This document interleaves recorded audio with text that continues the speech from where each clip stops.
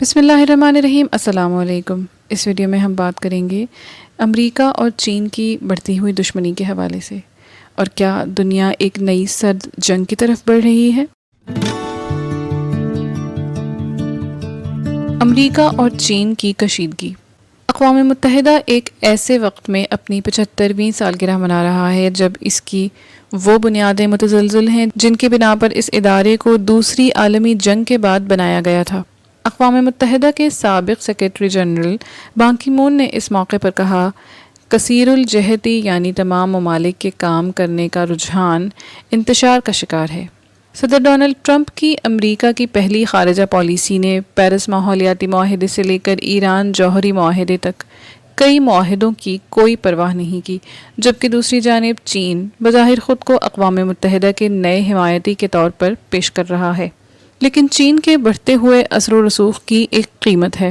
اگر بیجنگ اقوام متحدہ کی ایجنسیوں جیسا کہ عالمی ادارہ صحت کے لیے زیادہ فنڈز دے رہا ہے تو اس کا مطلب ہے کہ وہ اس کے عوض مزید کچھ چاہے گا۔ اقوام متحدہ کے جنرل سیکرٹری کا کہنا ہے کہ جنہوں نے اقوام متحدہ کی بنیاد رکھی وہ اتحاد کی اہمیت کو جانتے ہیں، کیونکہ وہ جنگ اور اس سے قبل وبائی مرض کے دور سے گزرے ہیں۔ دیگر ممالک میں موجود عالمی رہنماؤں کے اس اجتماع میں امریکہ چین دشمنی کے عالمی استحکام پر اثرات سے متعلق خدشات پائے جاتے ہیں۔ فرانس کے صدر کا کہنا تھا کہ آج کی دنیا کو چین اور امریکہ کی دشمنی کے درمیان نہیں چھوڑا جا سکتا۔ وہ دشمنی جس میں دونوں ملکوں نے تجارت سے لے کر ٹیکنالوجی تک ہر چیز میں پنجہ آزمائی کی ہے، مزید تلخ ہوتی جا رہی ہے۔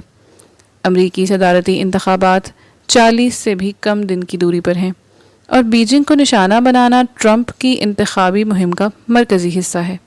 یوں دکھائی دیتا ہے کہ اس وائرس کے پھیلاؤ کے لیے چین کو ذمہ دار ٹھہرا کر اس وبا سے نمٹنے کے معاملے پر صدر پر ہونے والی تنقید کو کم کرنے کی کوشش کی جا رہی ہے۔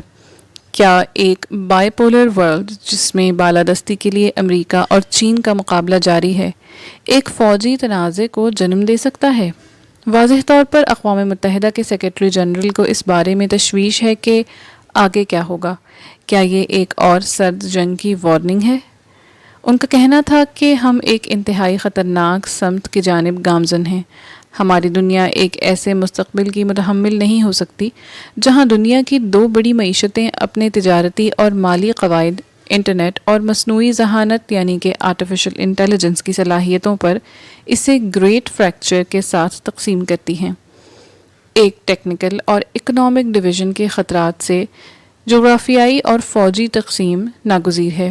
ہمیں ہر قیمت پر اسے روکنا ہوگا۔ گریٹ فریکچر کے نتائج سے متعلق یہ کھلی بحث ظاہر کرتی ہے کہ دنیا کس قدر تیزی سے بدل رہی ہے اور سفارتکار اسے برقرار رکھنے کے لیے کس قدر کوششیں کر رہے ہیں۔ چین کے صدر نے اس ورچوئل مباحثے کے دوران در حقیقت اعلان کیا کہ چین کسی بھی ملک کے ساتھ سرد جنگ یا باقاعدہ جنگ کا ارادہ نہیں رکھتا۔ یہ بیان کچھ بتا رہا تھا۔ صدر ڈونلڈ ٹرمپ نے چین کے ساتھ کشیدگی کو اس قدر بڑھا دیا ہے کہ اس بارے میں قیاس آرائیاں عروج پر ہیں۔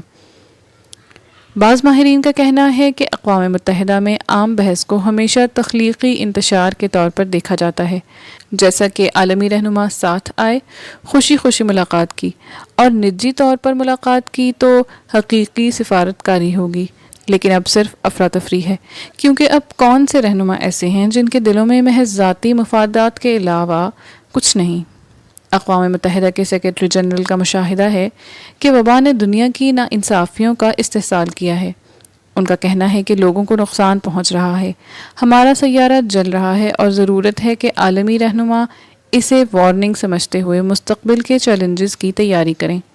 تاہم سیکرٹری جنرل کا یکجہتی پر مبنی بیان سامنے آنے کے 1 گھنٹے کے اندر ہی صدر ٹرمپ نے اعلان کیا کہ تمام عالمی رہنماؤں کو ان کی مثال پر عمل کرنا چاہیے اور اپنے ملک کو اولین ترجیح پر رکھنا چاہیے۔ اگر ٹرمپ الیکشن جیت جاتے ہیں تو ان کا یک طرفہ نظام مزید واضح ہو جائے گا اور ممکنہ طور پر واشنگٹن اقوام متحدہ کو مزید غیر اہم گردانے گا۔ کیا نیٹو کے ساتھ امریکہ کی وابستگی بھی کمزور پڑ سکتی ہے؟ جو بائیڈن کے منتخب ہونے کی صورت میں واشنگٹن اور بیجنگ کے درمیان کشیدگی کم تو ہو سکتی ہے، لیکن چین اور امریکہ کی بنیادی دشمنی برقرار رہے گی۔ دنیا بدل رہی ہے اور اب سوال یہ ہے کہ پرانا کثیر الجہتی آرڈر کس طرح موافقت پذیر ہے اور کون اس کی رہنمائی کر سکتا ہے؟